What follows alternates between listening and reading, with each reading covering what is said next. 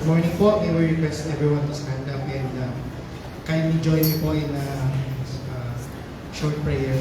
Lord, once again, thank you for this day. Thank you for this wonderful day that you've given us and the opportunity and freedom to gather and to worship our Lord Jesus Christ, our living hope. And as we pray for healing for our brothers and sisters that has been sick, Lord God, touch them and heal them with your healing grace, Lord God. And truly, this is the day that you have made, and we should be rejoicing and be glad in it. And we lift up everything to you, Lord God, and remove any distractions, prepare our hearts, prepare our bodies, Lord God, to worship you, to give you the best and the highest praise that we can give, Lord God. Once again, Lord, we thank you and we glorify you. This way, Lord.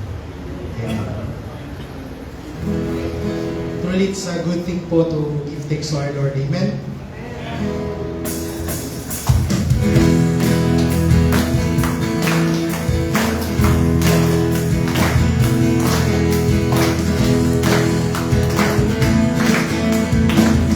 Let's sing, how good it is. How good it is to give thanks unto the Lord.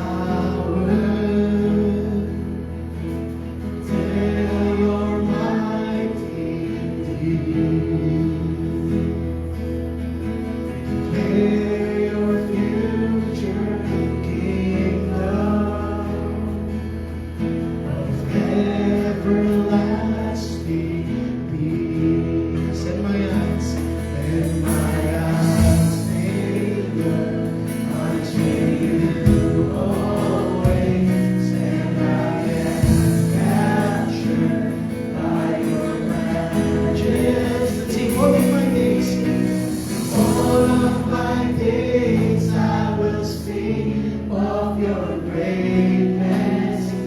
All of my days I will speak of your grace. All of my days I will tell of your wondrous love. Your love in my life. Your love.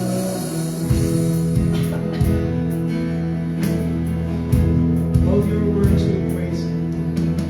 Oh, your words will praise you. Your children bless your name. Sing of all your goodness. Walk in fields of grace. And my eyes may look unto you always, and I am captured by your majesty. All of my days I will speak of your greatness. All of my days I will speak of your grace. All of my days I will tell of your wondrous love. Your love in my life. Your love. All of my days I will sing of your greatness. All of my days I will speak of your grace. All of my days I will tell of your wondrous love. Your love in my life. Your love. Amen.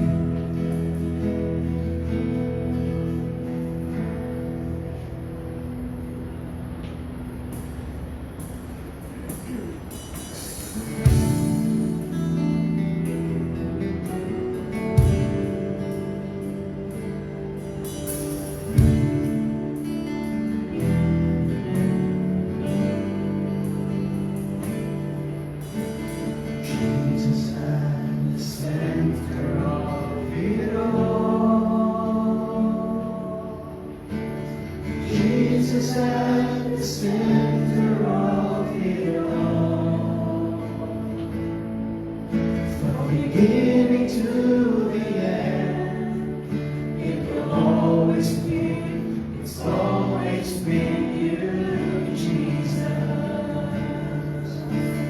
Jesus. Once again, He's at the center. Jesus at the center of it all.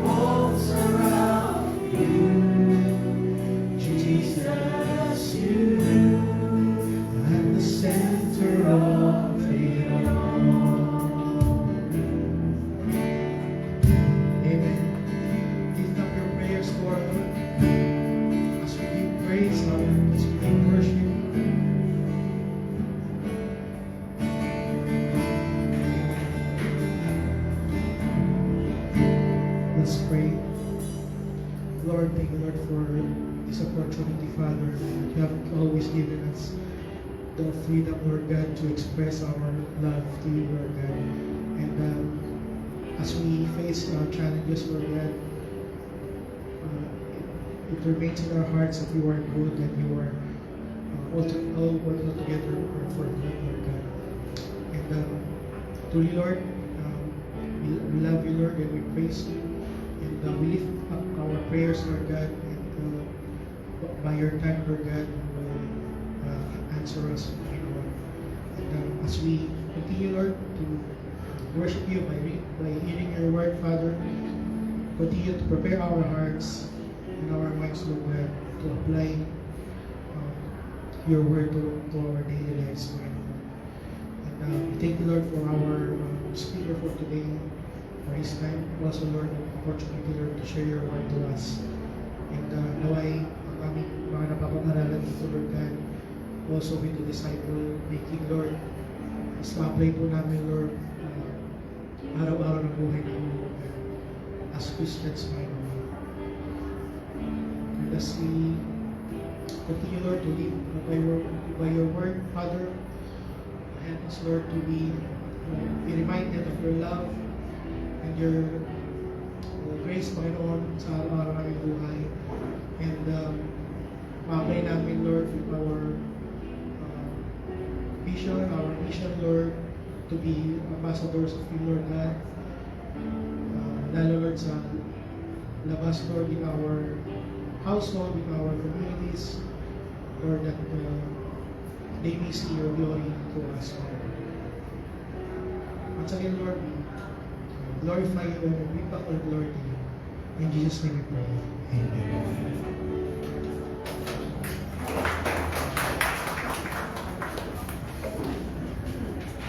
Okay, patiin po muna natin yung ating mga katabi, harap at sa likod, at sabi po natin, isang malaking pagpapala sa umagang ito na kayo makasama at kaya ganap po tayo.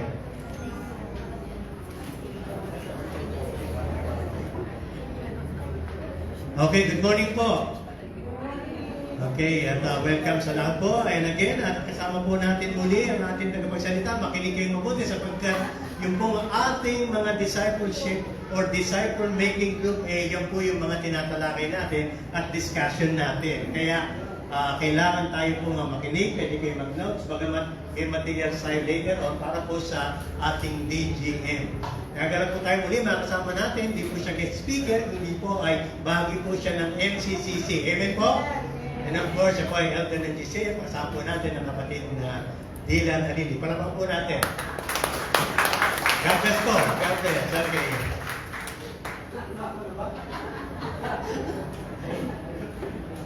Para mahaba oras po. Ayan. At salamat sa Panginoon at kasama po natin siya. Okay, maraming salamat, Kuya Carding.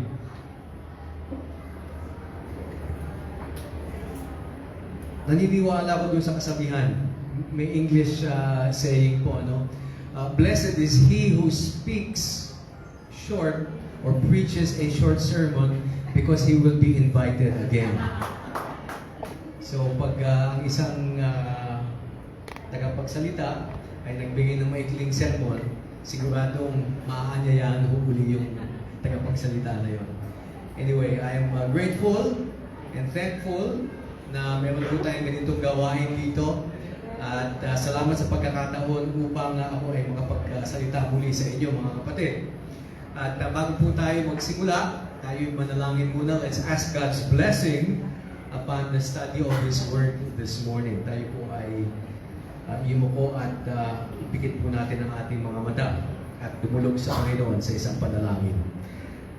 Ama namin Diyos, kami ay tunay na nagagalak. Tunay po ang kasiyahan sa aming puso, sa aming kapulungan ngayong umagang ito. At ang hiling po namin na gumalaw ang inyong banal na Espiritu sa aming kalagitnaan.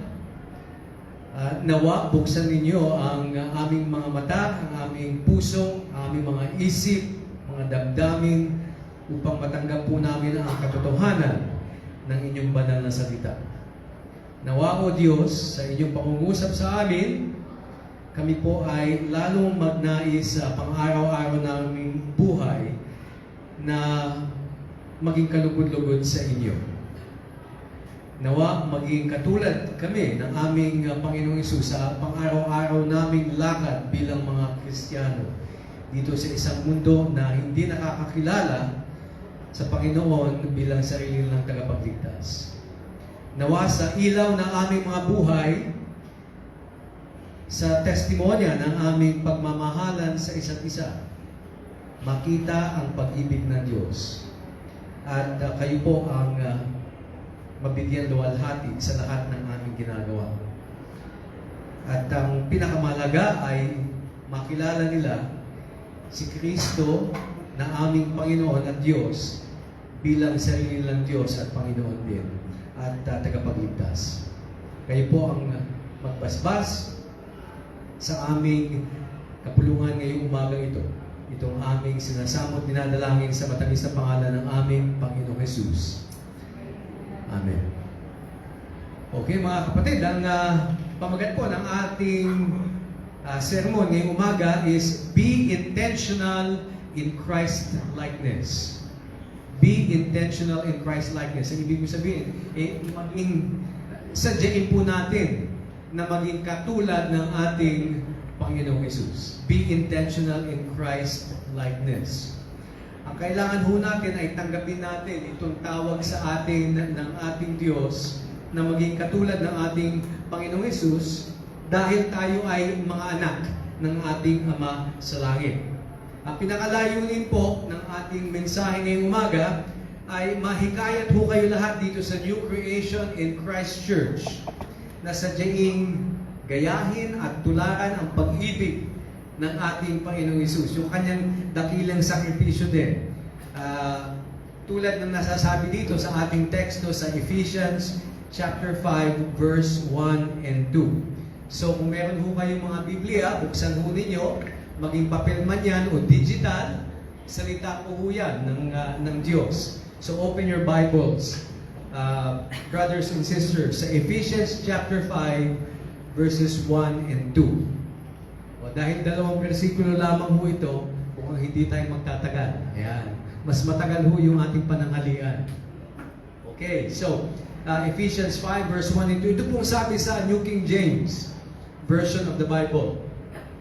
Therefore, be imitators of God as dear children, and walk in love as Christ also has loved us, and given Himself for us, an offering and a sacrifice to God for a sweet-smelling aroma. Okay. Kayo po ba ay nakarinig na ng tinatawag na cruise ship or cruise liner? Isang napakalaking vapor. Okay? Na ang pinakalayunin ng disenyo ng vapor na ito ay hindi lamang para dalhin ang maraming mga tao mula sa isang lugar papunta sa isang destinasyon, kundi yung biyahe mismo na yun ay para maging masaya. Parang nasa hotel ho kayo o nasa isang resort habang kayo ay bumabiyahe sa dagat. Napakalaki ho nitong mga luxury ships na tawag po dito, luxury liner. Kompleto ho ito. May 5-star hotel or 5-star resort amenities. May swimming pool. May basketball court. Iba, may tennis court pa. Of course, ang pagkain, napakasarap. At marami hong mga entertainment na ginagawa doon. May mga tugtugan, banda, okay? May nightclub pa kuminsan. At parang nagpa-party araw-araw, okay? Magmula sa isang lokasyon papunta sa isang destinasyon. Talaga namang napaka-expensive din. Napakamahal para ho makasakay sa ganitong mga luxury cruise ships. Pero bagamat napakalaki itong mga luxury cruise ships na ito, may kinakailangan ho itong at least dalawang bagay para ho makabiyahe. Na kung wala ho itong dalawang bagay na ito, hindi makakaalis ang isang luxury cruise ship mula sa kanyang original na pier papunta dun sa destinasyon niya. Alam niyo kung anong dalawang ito? Una yung timon at saka yung pangalawa yung compass niya. Of course, kailangan may kapitan at saka crew. Marami, ano? Pero, of course, yung pinaka-essential na bagay doon sa may disenyo doon sa may ship, kailangan meron ho siyang compass. Alam mo na yung anong compass, ano? Ito nagsasabi kung ano ang north, south, east, at saka ang west. At saka yung timon, ito yung nagko-control ng direksyon ng isang malaking vapor o luxury cruise ship tulad nito. Kung wala ho itong dalawang ito, hindi ho makakaalis sa pier itong napakalaking ship na ito, ano? O luxury liner. Hindi ho siya makakaalis. Ganon din po sa buhay Kristiyano, masasabi po natin, kung wala ho tayong intentionality o intention o na pagnanais na gayahin o tularan ng ating Panginoong Hesus, hindi ho tayo makakaalis sa destination natin, sa ating pagkasalukuyang lokasyon, papunta sa destination natin. Ang destination ho ng Christian life ay ito, Christ-likeness, yung maging katulad ng ating Panginoong Hesus. Yung po ang pinakadulo ng ating buhay. To be more and more like Christ, upang pag nakita po tayo ng ating Panginoong Hesus, when we come to face to face with Him, maaari niyang masabi sa atin, well done, good and faithful servant. So kailangan ho, ang buhay Kristiyano ay sinasadya ho nating maging katulad ni Kristo. Wala akong nagigising bukas ng umaga at nasasabi, ay, katulad na ako ng Panginoong Hesus. Wala akong ginawa. Natulog lamang ako. Naging katulad na ako ng Panginoong Hesus. No one becomes like Christ by accident. Kaya ho dito sa banal na kasulatan, napakarami hong utos na kailangan hong sundin ng isang mananampalataya upang maging katulad niya ang Panginoong Hesus. So, ganoon din po, dito sa ating pag-aaral, dito sa Ephesians chapter 5, verse 1 and 2, ang talagang sinasabi dito is, be imitators of God. Okay? Be imitators of God. Gayahin po natin ang Diyos bilang kanyang mga minamahal na anak. Yan ang sinasabi po. Ngayon, sino po nagsulat nito? Ang Apostol Pablo po ang nagsulat po nito. Alam po ninyo yung testimonya ni Apostle Paul. Dati ho siya mang-uusig ng early church. Marami ho siya pinakulong at pinapatay ng mga Kristiyano. Ngunit nung nagpakita po ang Panginoong Hesus sa kanya, doon po papuntang Damasco, nung siya ay papuntang mang-usig ng mga mananampalataya doon, nagpakita ang Panginoon sa kanya. At doon siya nakakakilala sa ating Panginoon bilang sarili niyang tagapagligtas. So itong aklat nito, itong Efeso, aklat ng Efeso, ay sinulat sa mga churches doon po sa Ephesus, mga 60 to 62 AD. Andun pa po yung church, o masasabi natin hindi, ang templo ng Jerusalem. Kasi ang templo ng Jerusalem ay nasira po yan ng 70 to 72 AD. Ano? So dito po sa aklat ito, marami hong mga tema. Dito sa, masasabi natin sa Book of Ephesians. Ang tema po nito ay yung pagkakabuo, pagkakaisa ng kapulungan. Ang Ephesian Church, kailangan they are like-minded, united in one.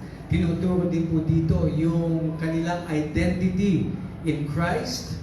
Kaya dito po, makikita natin, pag nakita ng isang mananampalataya, yung kanyang pinaka-identity, kung ano talaga siya, yung pagkakakilanlan sa kanyang sarili, nanaisin niyang tularan ang Diyos na kanyang Ama. So dito po sa Ephesians chapter 5 verse 1 and 2, tatlo po ang ating punto, makikita po natin, point number 1, yung tawag po, the call to imitate God, yung tawag na gayahin o tularan ang Diyos bilang kanyang mga minamahal na anak.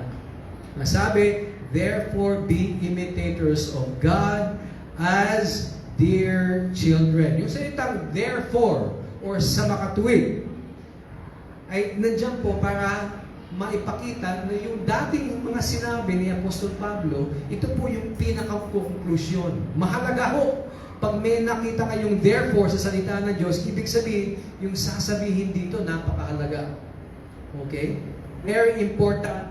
Not only is it an announcement, ito po ay isang utos.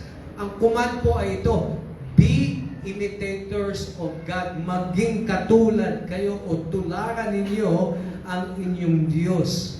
Sa original ho, na Griego, itong imitators ho, ay ibig sabihin talagang lahat ng kilos ay ginagaya. Lahat ng kilos, ginagaya. Yun ang ibig sabihin ng word na imitator. Meron hong isang tao na kung paano kumilos, ikikilos din. Parang one-to-one. No? Yung movement niya parang sumasabay. Yun po ang ibig sabihin ng imitator. Itong be imitators, mahalaga ho. Kasi ang salitang be, ibig sabihin, ito ho yung pagkatao natin. Pagkatao natin. At papaano naman tayo gagaya o tutulad? Ang sabi, as dear children. As dear children. Pagpapakita po ito ng relasyon natin lahat bilang mga anak ng Diyos. Kung tayo ay tunay ng mga mananampalataya, nananampalataya, nananalig sa Panginoong Hesus dahil sa kanyang ginawa para sa atin sa krus ng Kalbaryo. Tandaan po natin na itong pagtulad or paggaya natin sa ating Diyos, ito po ay aktibong transformasyon. Hindi lamang po ito ginagawa sa atin na wala tayong ginagawa. Okay?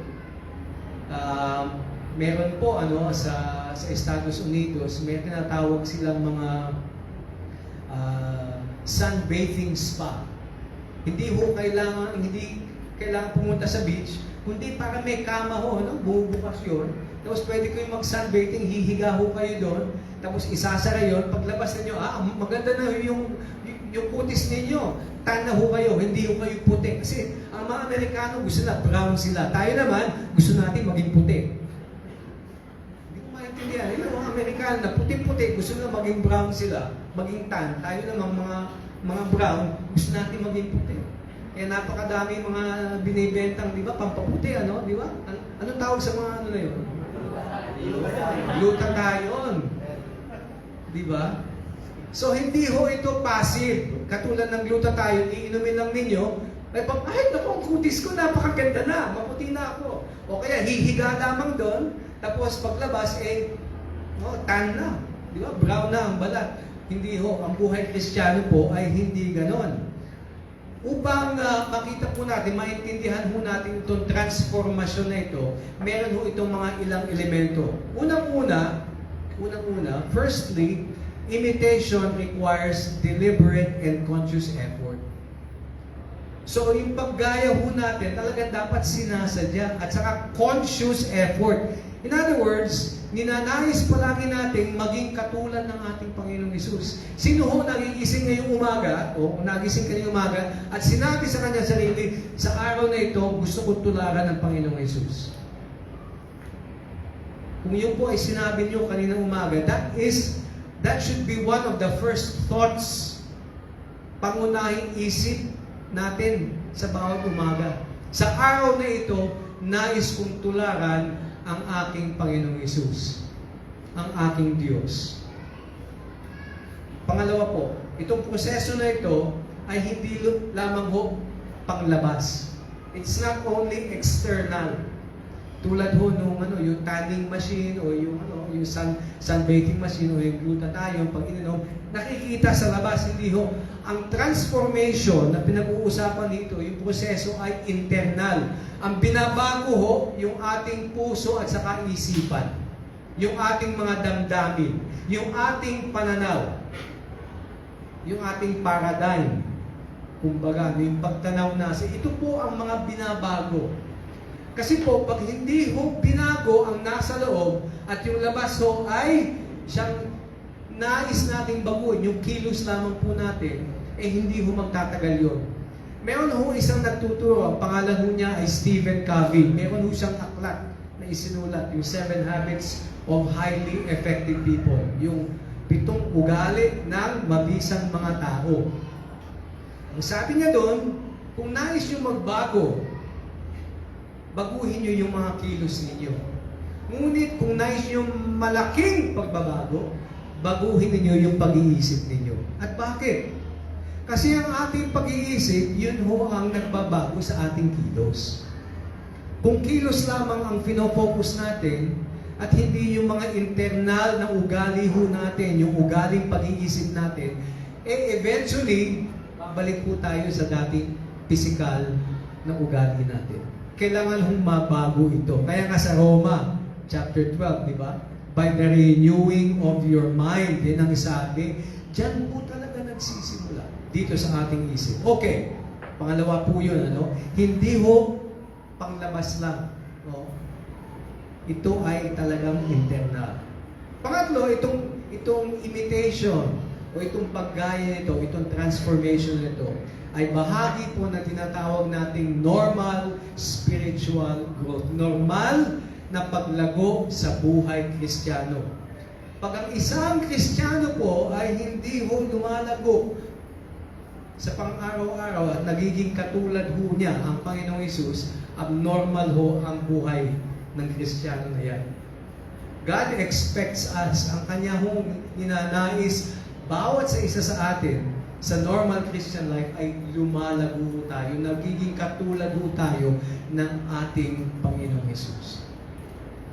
Pang-apat, itong transformation, itong pagbabago ito po ay masasabi nating response natin sa pagkaintindi at pag-eksperyensya ng pag-ibig ng Diyos sa ating buhay.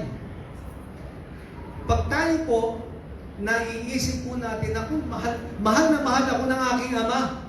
Mahal na mahal ako ng aking Savior, ng aking Panginoong Hesus. Natural po na mag-responde tayo sa paraan ng pagmamahal din sa Kanya. Ganun din po sa ating mga anak, hindi po ba? When our children feel that they are loved, mas mamahalin tayo ng ating mga anak. Pero pag ang mga anak po natin, sa pakiramdam mo nila, hindi ako mahal ni daddy, hindi ako mahal ni mommy. Diba? Mas lalo mag-rebelde ang mga anak natin. Kaya ito, napaka-importante. Itong pagbabago ay response po ito sa pagkaintindi at pag-eksperyensya ng dakilang pag-ibig at biyaya ng Diyos. Panglima ho, itong pagbabago na ito ay kinakailangan ng lakas at impluwensya ng banal na Espiritu sa ating buhay.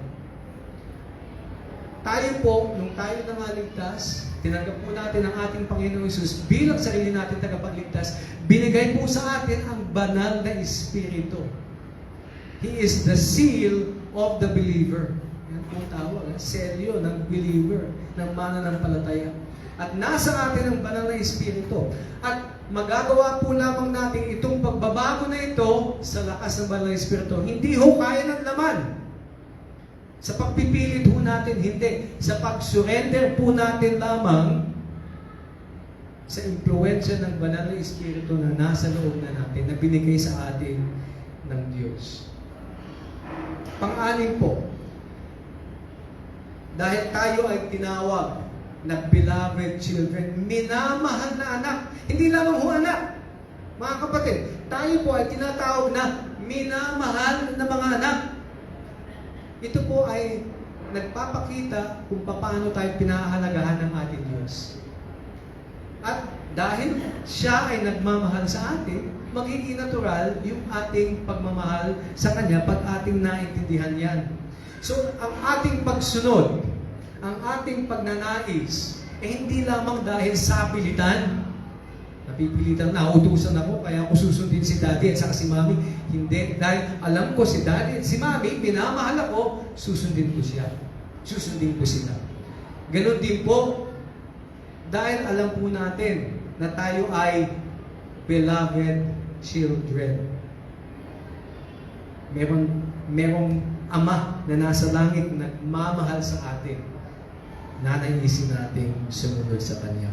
Kaya ito po, kailangan maintindihan natin na itong imitation o yung paggaya natin, pagtulad natin, yung sadyang paggaya natin ay isang aktibong transformasyon o pagbabago ng buhay Kristiyano. At ito po ay isang proseso na hindi ho passive, aktibo po natin dapat ginagawa. Sinasadya po, hindi po aksidente. Kaya kailangan tanggapin natin yung ating pagkakakilanlan bilang mga minamahal na anak ng Diyos. Ang fundamental na tanong ay ganito, tayo hubay lahat mga anak ng Diyos? O maaari bang meron dito sa ating kapulungan na hindi pa anak ng Diyos? Marami ho kasi nagtuturo na ang isang nilalang, lahat ng nilalang ng Diyos ay mga anak niya. Mali ho ang turo na yan. Alam po natin na ang mga tumatanggap lamang sa Panginoong Hesus, sila ang binibigyan ng karapatang tawaging mga anak ng Diyos. For as many as received Him, to them He gave the right to be called children of God. Kaya mahalaga ho, bilang mananampalataya, nais natin, dahil mahal tayo ng Diyos, at nararanasan natin yung pag-ibig at dakilang biyaya ng Diyos, dapat ibabahagi ho natin natural ang Ebanghelyo sa mga ibang tao na hindi nakakakilala sa Panginoon bilang sarili ng tagapagligtas. Dahil tayo, naranasan natin yung dakilang pag-ibig niya. Huwag ho tayong dapat selfish. Dapat walang pag-iimbot natin binabahagi ang Ebanghelyo. We should be selfless in our sharing the gospel. Ano ba itong ebanghelyo ito? Natawag ko itong 3 P's of the gospel, yung 3 P ng ebanghelyo. The person of the Lord Jesus Christ, yung kanyang pagkatao at pagka-Diyos. Si Kristo ay tao at Diyos, the unique God-man. Siya po ay dumating ho dito sa lupa, nagkalaman, nagkatawan tao, at meron ho siyang provision. Ano itong provision ito? Siya po ay namatay sa krus ng Kalbaryo dahil ang tao sa katauhan mo ay makasalanan at hindi kayang iligtas ang kanilang mga sarili. At dahil ho dyan ay maaring mapapahamak for all eternity. For all eternity. Pero may provision. Ang provision ho ang Panginoong Jesus. Siya ay namatay para sa ating mga kasalanan sa krus ng Kalbaryo. At meron siyang pangatlong P, yung kanyang pangako, the promise of Jesus Christ. Na sinabi niya, kung sino man ang manampalataya sa Kanya, tumanggap sa Kanya, bilang tagapagligtas, iligtas kayo sa kapahamakan. For God so loved the world, that He gave His only begotten Son, that whosoever believes in Him shall not perish, but have everlasting life. Kailan ho yung huling beses na ibinahagi ninyo itong verse na ito sa inyong kapitbahay, sa inyong kaibigan, sa inyong katrabaho, sa inyong kaklase, sa inyong kamag-anak? Maganda ho, ano? Simpleng verse lang. Pag binahagi ho nyo yan, nagbabahagi na ho kayo ng Ebanghelyo, mga kapatid. You see, sharing the gospel is not complicated. Hindi ho komplikado. Pero kung minsan, natatakot po tayo eh. Pangangamba tayo eh. Baka i-reject yung ating mensahe. Pero tandaan po natin, hindi ho natin mensahe ito. Ito po ay mensahe ng Diyos sa ating mundo. Kung ito po ay naaangkop sa panahon nila, more than 2,000 years ago, mas lalong-lalo ng kailangan ng mundo itong Ebanghelyo ngayon. So, paano natin i-apply itong paggaya? Be imitators of God as dear children. Kailangan, of course, makilala natin kung ano talaga yung mga katangian ng ating Ama na nais nating gayahin. Di ba? Gusto ko si Daddy kasi si Daddy ganito. Ganito si Daddy, ganito si Daddy. Okay? So, ang Ama natin, matatabi natin Abba, Father. Actually, Daddy yun eh. Dad, Tay. Yun po ang colloquial. Okay? Yun po ang colloquial na ibig sabihin ng Abba, Father, Tay, Nay. Yan. Yung pagtawag natin sa ating Ama as a term of endearment. Oh, may pag-irespeto din, pero nagpapakita na malapit yung ating relationship. So, ano itong mga katangian ng ating Diyos? Masasabi natin at least 3. Napakadami yung katangian ng Diyos. Pero let me just mention 3. Yung unang-una, yung kanyang holiness, yung kanyang kabanalan. Kailangan maintindihan natin ang kabanalan ng Diyos upang magaya natin matularan natin ang kabanalan ng Diyos. Ano ba itong kabanalan ng Diyos?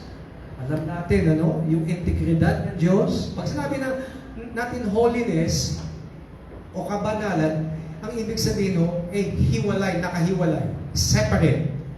Okay? Kaya hindi ho nadudumihan ng Diyos. Kumbaga, hindi nababahiran ng kasalanan because He is separate from creation. Okay?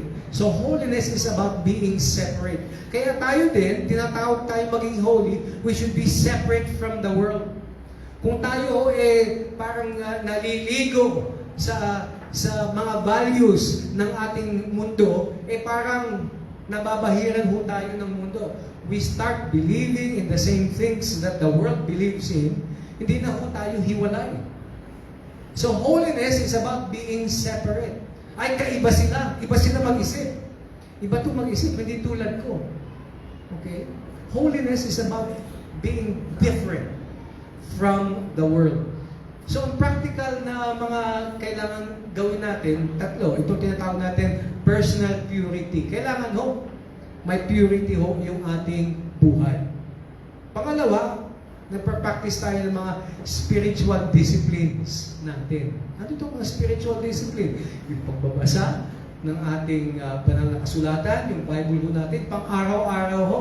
Hindi lamang once a day, di ba? Throughout the day, you meditate on the Word of God. Sabi nga ng manunulat ng Salmo, your word have I hid in my heart that I might not sin against you. Spiritual discipline. At yung pangatlo po, itong separation from sin. Talagang ihinihiwalay natin ang ating sarili sa kasalanan. So ito yung una ang katangian ng Diyos, holiness. Yung pangalawa yung love. Okay? Love. Pero we'll talk about it later on, itong love. We'll talk more about God's love. Yung pangatlong character or characteristic o katangian ng ating Diyos, ito yung justisya, matatawag natin. Justice of God. Tandaan po natin, kaya ang ating Panginoong Hesus ay namatay sa krus ng Kalbaryo, hindi lamang dahil sa kanyang dakilang pag-ibig. Kailangan may mamatay.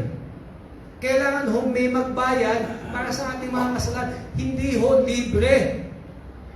Hindi lamang libre. Para sa atin, libre ang salvation, ang kaligtasan ay libre para sa atin. Pero may nagbayad kasi niyan dati.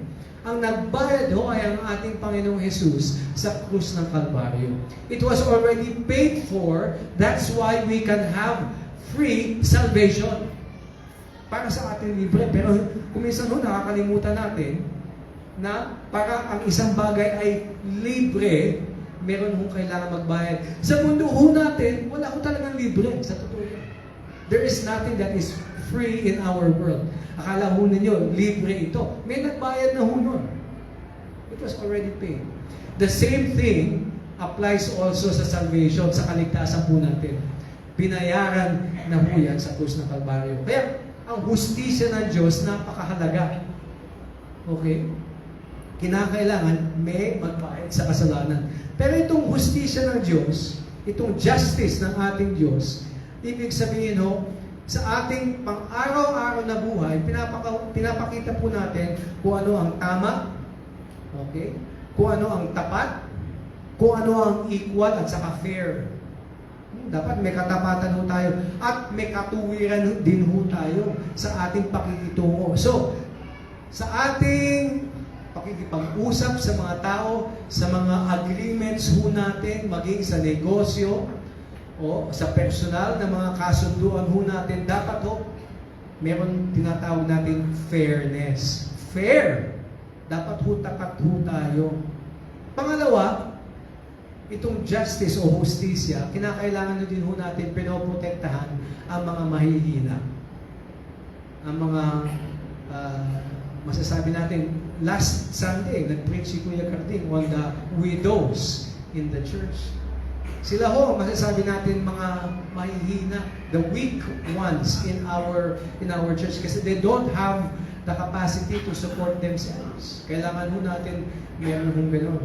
Yung pagprotekta natin sa mga na-o-oppress, mga tinatawag na mga marginalized, mga vulnerable, mga biktima ng kawalan ng hustisya sa mundo. Pangatlo ho, kailangan ho mamuhay ho tayo ng may integridad at katuwiran. Integrity and righteousness. What is integrity? Ano ho itong integridad nito? Simple ho lamang. Ang integrity, kung ano ho sinabi ninyo, siya ho yung gagawin.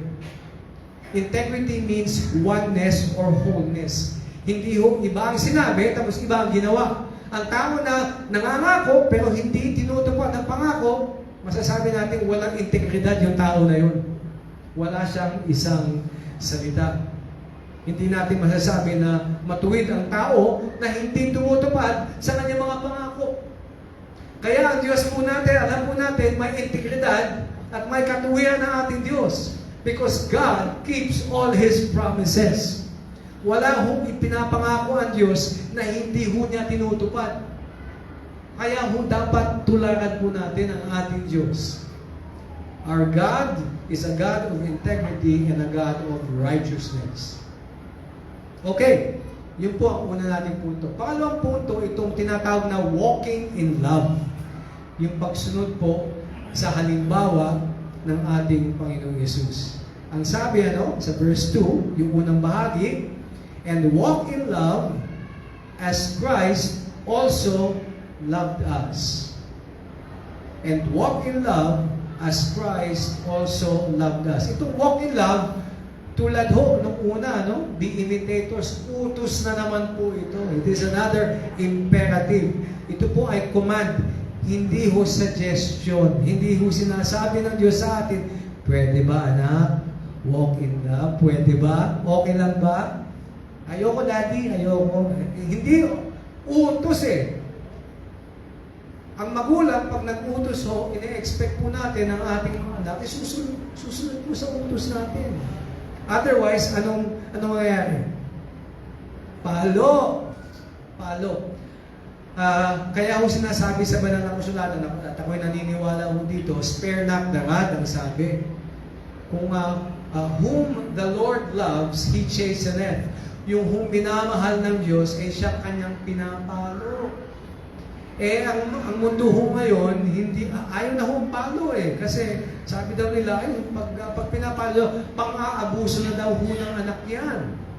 Pero pag ginagawa ho sa tamang paraan at pag ginagawa na may pag-ibig, ang disiplina ho sa pagpapalo ay mahalaga. Nagtuturo ho ng tamang pamumuhay. Walk in love, ang sabi. Imperative ho, command ho ito. In love, yung walk in love, yung in love ho dyan, ito ho yung mga prinsipyo na gumagabay sa atin. Yung pag-ibig ng Diyos ang dapat gumagabay sa ating paglalakad. Walk in love. At yung ito namang phrase na nagsasabing, as Christ also loved us, ito naman yung pinaka-standard o huwaran. Sa paanong paraan tayo mag-walk in love, tulad ng pag-ibig ni Kristo sa atin. Yung loved ho dito, hindi ho present tense, past tense. As Christ also loved us. Ang tinutukoy ho kung paano pinakita ng Panginoong Hesus ang kanyang pag-ibig sa atin. At paano niya pinakita ang kanyang pag-ibig sa atin? Ibinigay niya ang kanyang buhay. Ibinigay ng ating Panginoong Hesus hindi lamang yung kanyang ehemplo sa kanyang pamumuhay, kundi yung pinakabuhay niya ay binigay para sa atin. Para sa atin. Yung us dito.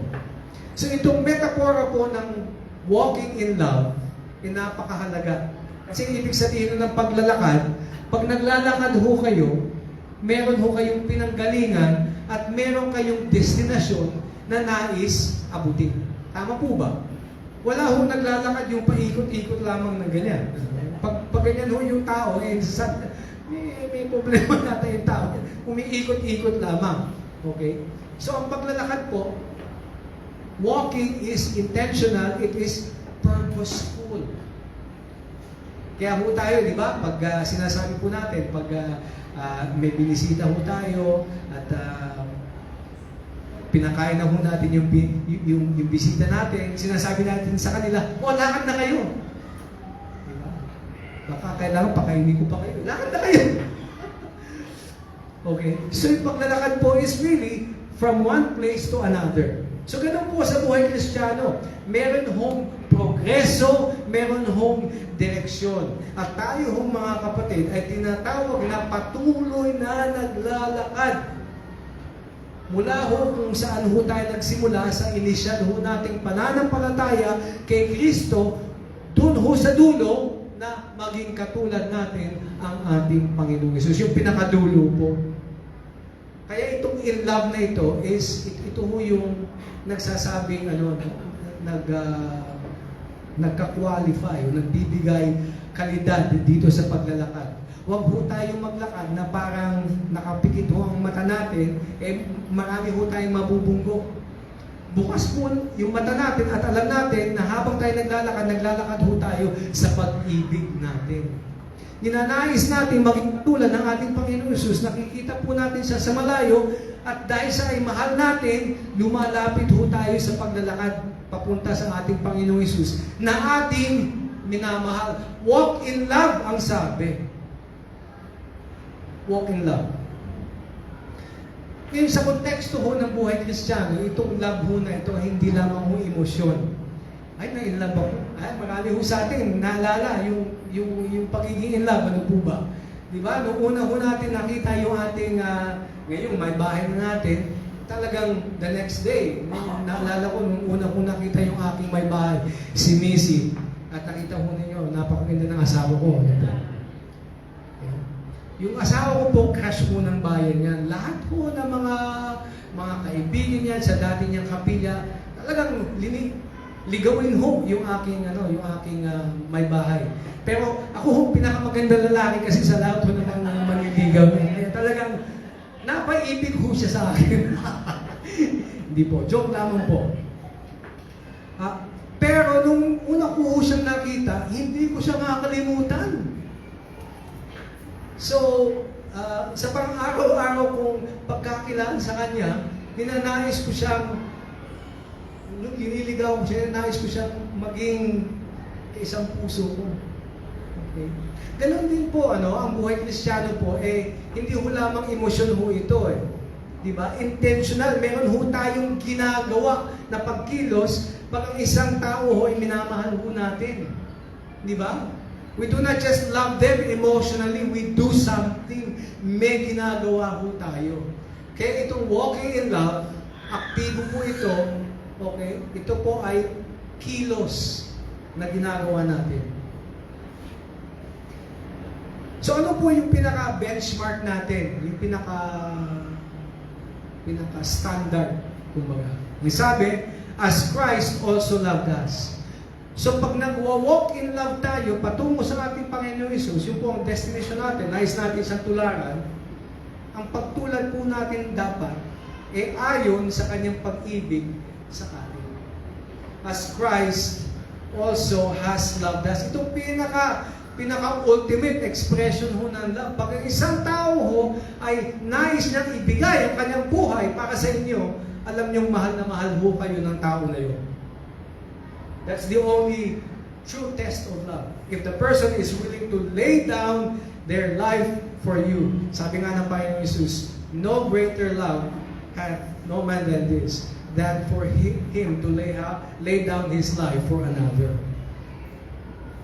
There is no greater love, mga kapatid. So sabi natin, yung yung pag-imitate natin, yung pangalawang katangian ng Diyos, God is love. God is love. So, itong pag-ibig ng Diyos, masasabi natin number 1, unconditional.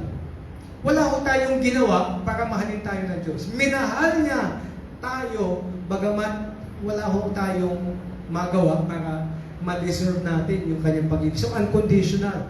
Pangalawa itong love ng Diyos sacrificial love.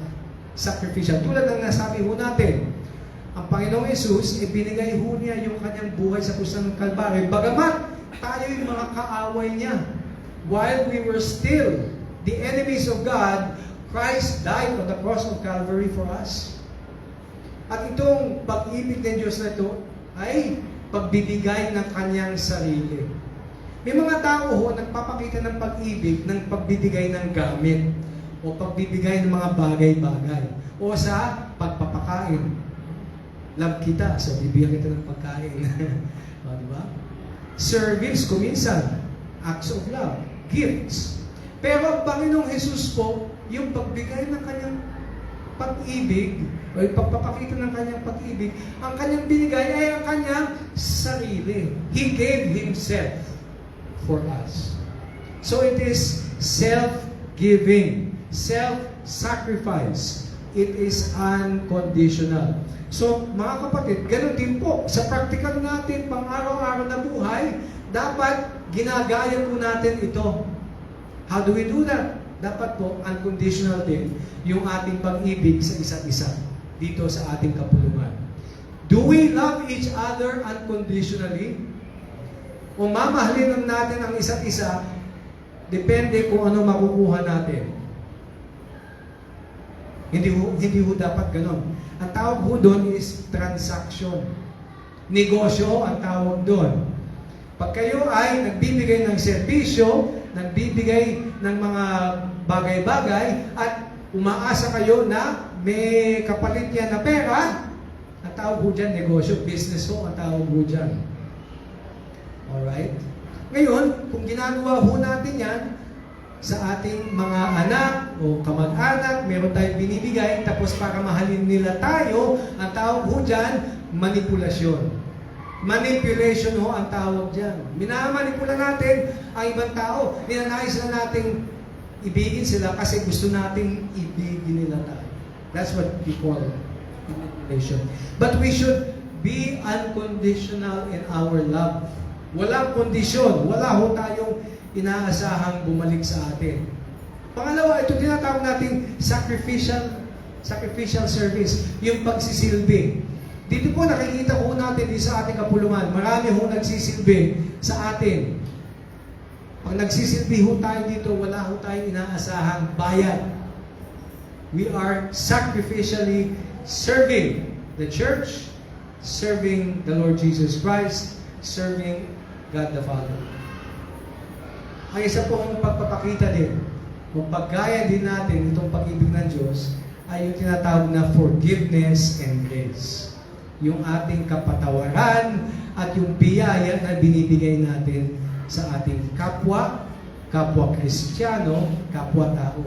Masasabi ko po, ito po ang isa sa pinakamahirap na i-practice. Sino ho mag-amen? Amen? Kung aminin ho natin, na mahirap po itong forgiveness at saka grace. Amen?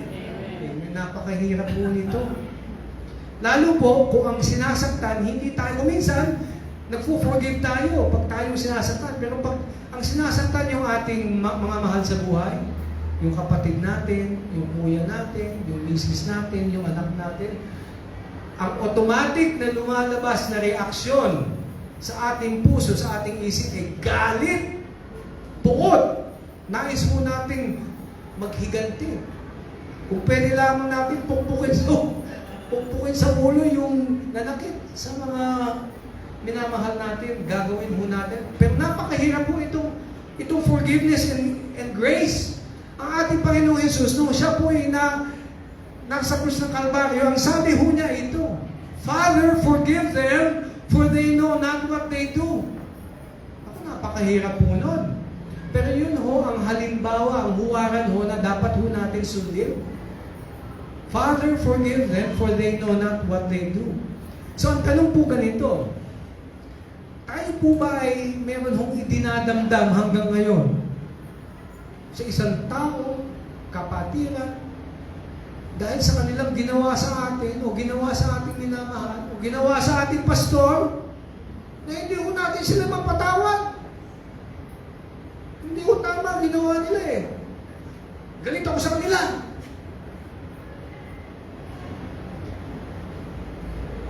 Mga kapatid, hindi po yan ang espiritu ng kapatawaran at ng biyaya o grasya ng Diyos. Meron hong parabola ang Panginoong Jesus. Alala po ninyo, yung unforgiving servant. Meron hong alipin. Tapos meron ho siyang amo. At sinisingil siya ng kanyang amo. At sabi niya, hindi ko mababayaran. Patawarin niyo po ako. So pinatawad niya yung utang itong kanyang alipin na ito. Ngunit itong alipin ito, nung pagkalabas niya, doon sa bahay ng kanyang amo, nakita niya yung kapwa alipin niya na may pagkakautang sa kanya mas maliit. Pinagulpi niya at pinakulong niya yung kanyang kapwa alipin na yun. Nung nalaman ng kanyang amo kung anong ginawa sa kanya, siya ay pinakulong. Okay? At hindi siya pwedeng palayain hanggat hindi nababayaran ang lahat ng kanyang utang. So ang parabola ho na ito ng ating Panginoong Hesus ay pagpapakita kung gaano kahalaga ang pagpapatawad para sa mga mananampalataya. Dahil tayo po ay pinatawad ng Diyos, dapat ho tayo maging mapagpatawad. Mahirap po, hindi po. Ngunit yan po ang iniuutos sa atin. We must be forgiving and we must be gracious even to our enemies, sa ating mga kaawa. Ito pong paglalakad sa pag-ibig, masasabi po natin transformational. Kailangan hong may pagbabago. At magagawa po lamang natin itong pagbabago na ito sa lakas, sa gabay, sa impluwensya ng banal na Espiritu na nasa atin. Pangatlong punto, mga kapatid. Christ's sacrifice. Yung dakilang sakripisyo ng ating Panginoon Jesus. Christ's sacrifice, the ultimate expression of love. Ang sabi dito, He gave Himself for us a fragrant offering and sacrifice to God. Dalawa po ang bahagi ito. He gave Himself for us, yung unang bahagi. Yung pangalawa, a fragrant offering and sacrifice to God. So, i-break down po natin itong dalawang bahagi ito. Notice, itong Himself. Ano ang binigay ng ating Panginoon Jesus? He gave Himself. Okay? Ito po ang pinaka puso ng Ebanghelyo. The Christian gospel is not just a gospel, or it's not just a message about anything. It is a message about a person. It is a message about the person of Jesus Christ. Di ba? And itong us, ito po yung kung sino ang minahal. God, Jesus Christ, gave Himself up for us. Itong fragrant offering, itong masamyong handog. Masamyong handog. Noong una, in biblical times, maalala po ninyo yung pinakaunang handog. Dalawang handog sa banal na kasulatan ang talagang masasabi natin importante. Yung pinakaunang handog, yung kay Abel, importante po yun kasi ito po yung pinakaunang example ng paghahandog sa banal na kasulatan. Yung pangalawang handog ay yung handog ng ating Panginoong Jesus sa krus ng Kalbaryo. Parang bookend ho yan, yung dalawang yan eh. Yung una ho, at saka yung pinakahuli. Kasi nung nagsakripisyo ang ating Panginoong Jesus sa krus ng Kalbaryo, lahat ho ng paghahandog ay wala ng bisa. That's why sa Hebrews po, sabi, there remains no more offering. Wala na hong handog na pwedeng katanggap-tanggap sa Diyos. Kasi yung handog, yung pinakahandog sa lahat ng handog, ay ang handog ng Panginoong Hesus doon sa krus ng Kalbaryo. Bakit ho sinasabing fragrant, masamyo ang handog? Yung si Cain ho, ang binigay ho niya ay gulay. Ako naman ho, mahilig ako sa gulay kasi ang aking nanay siya Ilocana. So nung ako lumalaki, puro gulay ho, pinapakain. Pinipilit ho ko nanay ko, kumain ka ng gulay. Hindi ka pwedeng hindi kumain ng gulay. Kaya naman ho, nahilig ako sa gulay. Ang father ko ho, Batanggenyo. Ang hilig naman ho niya, laman.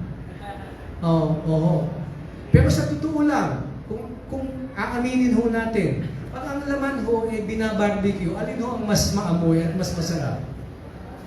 Yung gulay o yung barbecue? Yung barbecue di ba? Lalo na yung sa barbecue, di ba may tabaho dun sa dulo? Yun ho, kumisa ng una natin di ba? Kinakagat ho natin dulo. Tapos yung laman, yung taba. Itong picture ho na ito yung sinasabi natin fragrant offering Kasi ho, sa banal na kasulatan, pag ang isang hayop ay ino-offer, inihahandog sa Diyos, sinusunog ho ito sa altar. At may usok ho ito na umaabot ho sa langit. Kaya ho ito fragrant offering. Binabarbecue ho nila yung tupa. Doon ho sa may altar. Ganun din po, dapat, okay, yung Panginoong Jesus, yung kanyang offering ng kanyang buhay, yung kanyang sakripisyo ay fragrant po yan sa Diyos. Katanggap-tanggap na samyo para sa Diyos. So pag kinuha ho natin itong elemento na ito ho yung pinaka-example na dapat ho natin sundin bilang mga mananampalataya.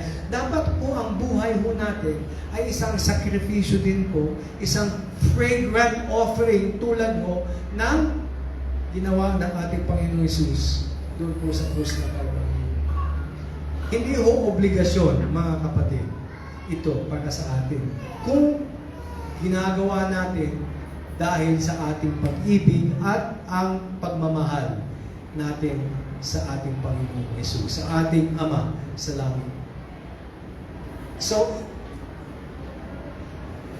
may mga example po ba ng pagbibigay na masasabi natin magandang example para sa atin na tularan?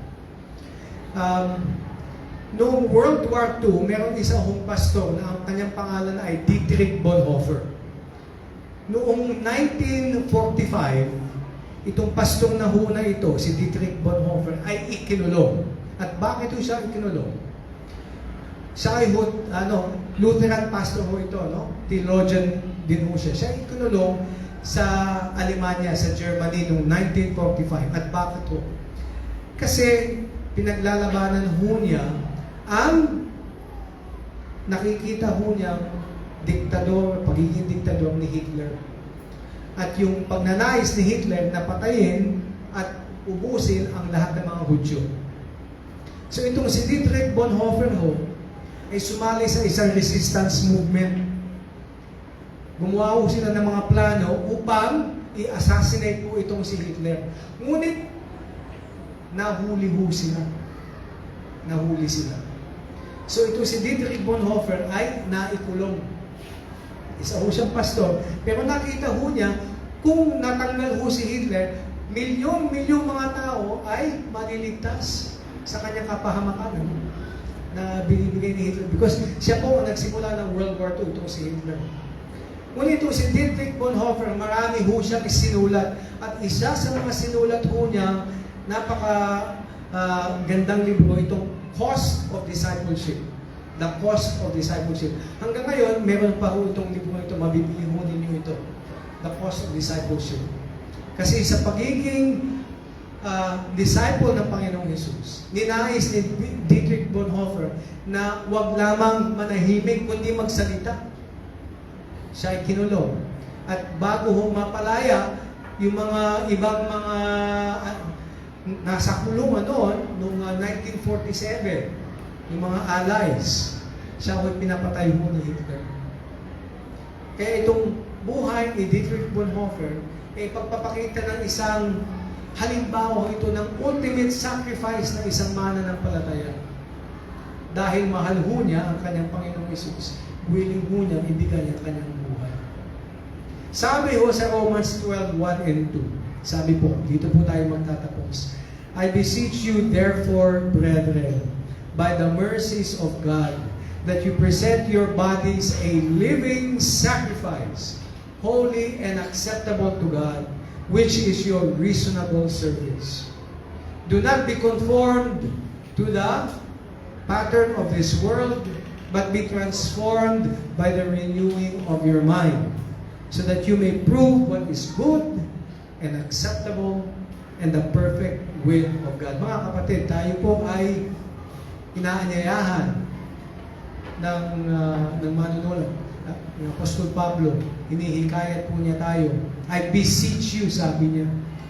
Ialay po natin ang ating mga buhay bilang buhay na sakripisyo. By the mercies of God.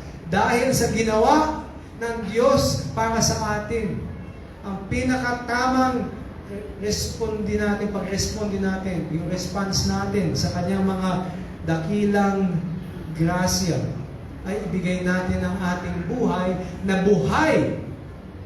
na sakripisyo o buhay na alay. Ito po ay masasabing reasonable service. Reasonable po ito, mga kapatid. Mayroong mga organisasyon sa United States na ang layunin po nila ay pagbayaran ang mga utang ng mga tao. Meron hong ganun. Ang tawag po sa organization ito is RIP, Medical Debt. RIP, Medical Debt. Kasi nakita po nila na ang pagkakautang ng mga tao sa mga ospital, sa mga clinic, napakatataas. Wala po sila kakayanan magbayad. So itong organisasyon po nito, ang ginagawa na, binibili ho yung utang, binabayaran ho nila yung utang ng mga tao ito. At sinimula ito ng dalawang kalalakihan. Sila ho ay mga tinatawag na debt collector. Pumupunta ho sila bahay-bahay, at pag may utang ho kayo, okay, medical debt, sinisingil ho kayo. Pero itong dalawang ito, nagkaroon ho sila ng kahabagan sa kanilang puso, sa dami ng kanilang pinupuntahang mga tao at kinukolekta ng utang, talagang nahabag ho sila. Nakita na napakadaming tao na walang kakayanan magbayad ng kanilang utang. Kaya nagsimula ho sila itong organisasyon na ito. Bilyon-bilyon ho nakukuha nilang donation, at binabayaran ho ang utang ng maraming mga Amerikano. Ang ating Panginoong Hesus, binayaran po niya ang utang ng buong sanlibutan. Lahat ho ng ating pagkakautang. Wala na ho tayong utang. Naibigay na ng ating Panginoong Hesus ang kanyang buhay sa krus ng Kalbaryo bilang kabayaran ng lahat ng ating utang. Ano po ang ating reasonable service? Dapat tayo ibigay natin ang ating buhay, a living sacrifice. A living sacrifice. Manalangin po tayo, mga kapatid. Our Heavenly Father, salamat, Ama, dahil nandito po ang inyong salita, nagsasabing tularan namin kayo bilang mga minamahal ninyong mga anak. At kami ay dapat maglakad sa pag-ibig tulad ng pagmamahal ng aming Panginoong Hesus sa amin. Yan nagbigay ng kanyang buhay para sa amin. Isang handog at sakripisyo na mamangong samyo para sa inyo, Ama. Nawa, naisip po namin sa pang-araw-araw na tularan ng aming Panginoong Hesus upang ang aming buhay din ay maging katanggap-tanggap sa inyo. Ninanais po namin maging katulad ng aming Panginoong Hesus, bagamat napakahirap po nito. Gamitin po ninyo ang banal na Espiritu na manguna sa amin upang sa araw-araw naming pamumuhay maging katanggap-tanggap ang lahat po ng aming sasabihin at lahat po ng aming gagawin. Ito po ang aming sinasamot dalangin sa matamis na pangalan ng aming Panginoong Hesus. Amen. God bless you all, mga kapatid.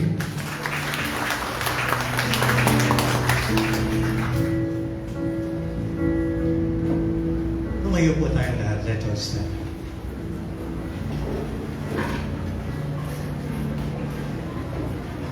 Ang ating pong narinig na mga salita ng ating Panginoon po ay paghahanda din sa ating pag-aalala sa Kanya sa tinatawag nating the Lord's Supper.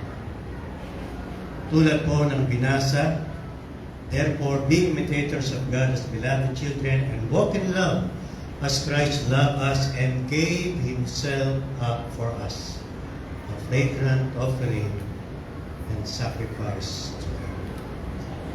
Naging po yung huling talata na narinig natin sa Romans 12, naialay po natin ang ating mga sarili sa Kanya.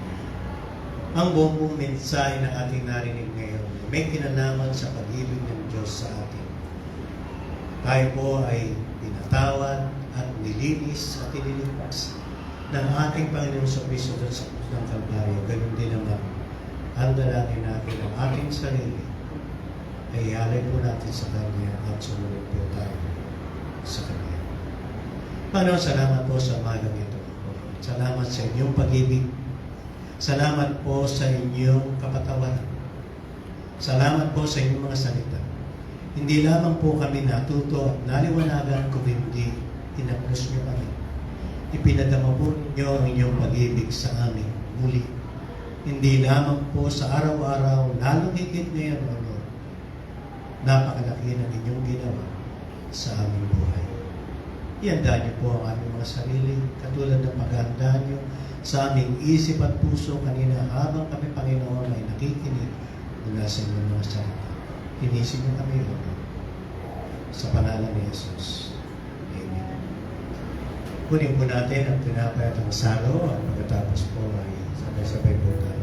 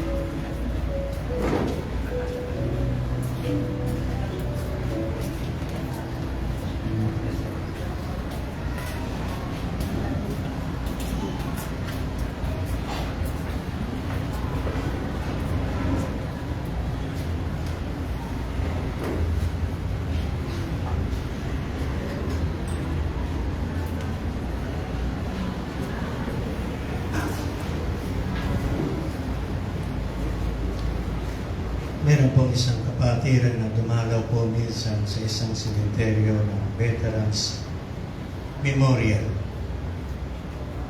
Sapagkat araw po yun ng mga sundalo na kung saan yung mga nakipaglaban doon sa Vietnam. Nung madlang hapon na ay nakita ng isang kapatid na meron isang matandang lalaki na naiwan. Natuloy ang kanyang pagtayo at pag-aalala doon sa harap nung grave o nung libingan, nilapitan siya ng kapatid at ang sabi, nawakan siya, patuloy ang pagluwang, sabi niya, marahil siya ay iyong kaibigan, marahil ay iyong anak. At ang sagot niya, sabi niya, no, sabi niya. So ay kasama kong sundalo. And he stepped into the line of fire for me.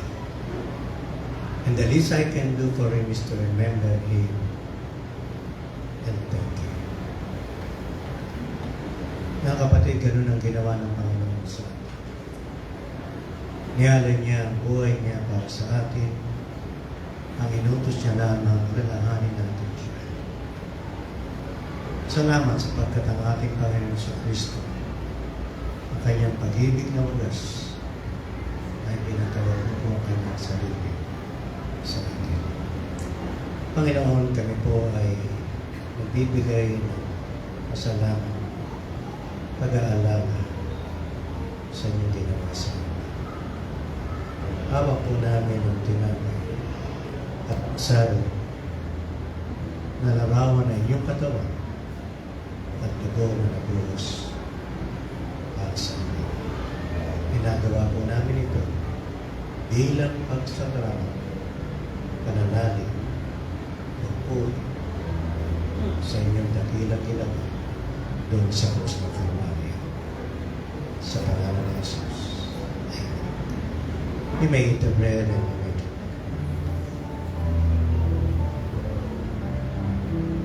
Pagpalain nawa, Panginoon, inyong kalwalhatian. Patuloy ang kapulian at pasalamat at inihalag po namin sa inyo. Sa pangalan ng Jesus. We may drink the cup and the bread and we may be seated. Dito tayo.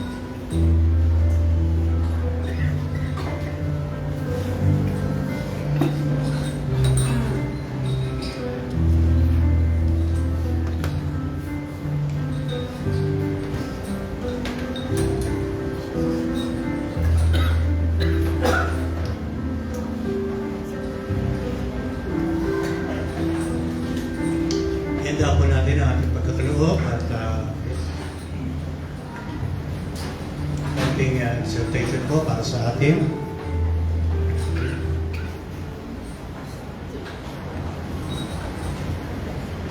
Kung maalala po natin ang Panginoong Jesus nang siya ay matapos mag-ayuno for 40 days, ay siya ay gutom na gutom at nandun yung tempter, yung nagkatukso, sabi sa kanya, talaga ikaw ay anak ng Diyos, bakit di mo gawing tinapay yung bato? At sabi ng Panginoon na susulat na hindi lamang sa tinapay nabubuhay ang tao, kung sa bawat salita ng Diyos na nagmumula sa kanyang bibig. At pagkatapos diyon, ay dinala siya ng dyablo sa Jerusalem, ang bandang na lungsod, at pinatayo sa taluktok ng templo. Sinabi nito sa kanya, kung ikaw ay anak ng Diyos, magpatihulog ka, sapagkat nasusulat sa kanyang mga anghel, ikaw ay itatagubilin at sa kanilang kamay, ikaw ay aalalayan ng sa mga bato, paamoy hindi masasaktan. Ngunit, anong sagot ni Jesus? Nasusulat din naman, huwag mong susubukin ang Panginoong Diyos. So, huwag natin susubukin ang Panginoon sapagkat napatunayan niya ang kanyang katapatan sa lahat ng oras, sa lahat ng panahon, sa lahat ng paraan. Subalit, may isang talata sa Biblia, ang sabi dito, subukan ninyo ako sa bagay dito. Kung hindi ko bubuksan ang bintana ng langit at ibuhos sa inyo ang masagana pagpapala. Minsan lang sinabi ng Panginoon yun. Ang nasa unahan nun, yung talatang yun, sa Malakay 3:10, dalhin ninyo ng buong buo ang inyong mga ikasampung bahagi sa tahanan ng Diyos upang matugunan ang pangangailangan ng aking tahanan. Basahin ko na rin yung Lucas 6:38.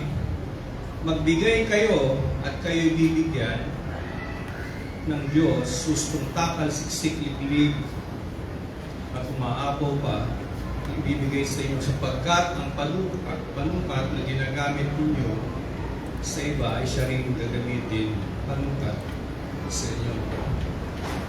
At bago natin pasa yung offering bag, sa 2 Corinthians 9:6 sabi po rito, tandaan ninyo ito, ang nagtatanim ng kakaunti ay aani ng kaunti. At ang nagtatanim naman ng marami ay aani ng marami. So sa napakaraming ginawa ng Panginoon sa atin na napahayag kanina earlier, parang wala naman talaga tayong may babalik sa Panginoon. At hindi niya kailangan naman talaga ito. Tutuusin lang. Pero binigyan niya tayo ng chance. Alang-alang na rin sa atin na mailabas natin yung ating damdamin na para tayong naghahain ng isang masamyong amoy sa harap ng Panginoon sa paraan na kaya natin. Hindi sa standard ng Diyos. What is something that He even gave us, yung buhay natin, kakayahan natin, lahat ng ito ay nanggagaling din naman sa Kanya. Subalit, what goes with it is our heart that expresses the innermost part of our heart, what counts most before God. Bago natin ipakasa ang offering, so yung ating si Brother Rani, ating kasama, tawagin ko na, and we pray. I lead the prayer first. Heavenly Father, napakasarap po Panginoon na balik-balikan ang inyong mayaman na pagmamahal sa amin na hindi namin kayang malirip sa paraan ng aming pag-iisip. Wala Panginoon ay it's mind-blowing, Lord. We just can't contain you. And yet, God, by your mercy and by your grace, we hereby, Father, express a token of what is gratitude, what is gratefulness from our hearts. So God, thank you so much, Lord. Such a privilege to give a portion of what you have given us. Bless this amount, O God, that is to further your kingdom sa paraan na pinagkaloob mo po sa amin. Sa pangalan ko na Jesus. Amen.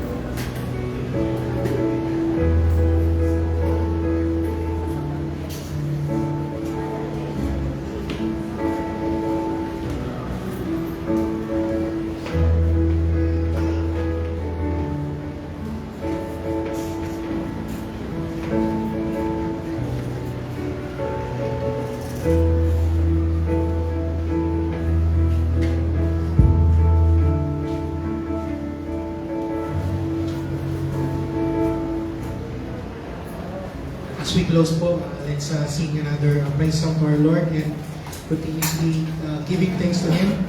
So, we request everyone to stand up.